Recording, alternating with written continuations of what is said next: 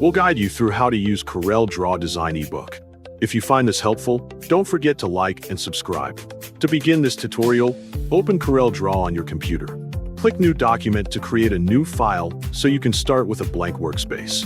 Change the document units to inches to ensure accurate measurements for margins and spacing. Change the page size. For example, set it to A4 so the layout matches a standard page format.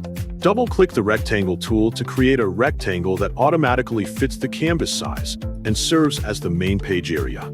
Copy and paste the rectangle, then divide it into two sections representing the left and right pages of the ebook spread. Select the rectangle tool again, then click and drag on the canvas while holding the Ctrl key to draw a perfect square.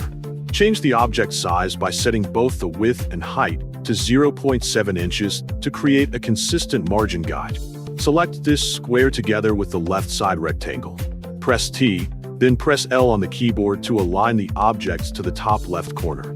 Make sure the guides display is enabled so layout references are visible. Drag horizontal and vertical guidelines from the rulers and align them precisely with the square object. Copy and paste the small square and select it together with the left side rectangle again. Press R, then press B on the keyboard to align the object to the bottom right.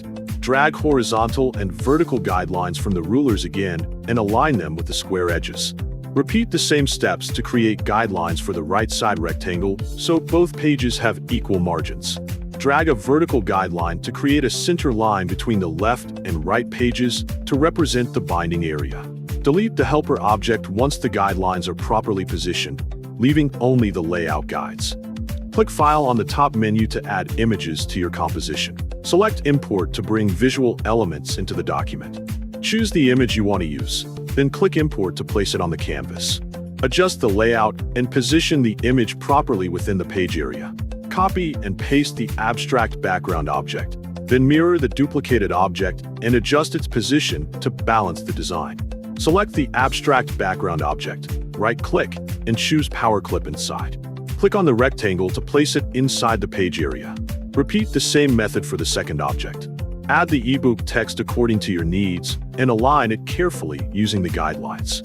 Change the text color by selecting a color from the color palette so it matches your overall design.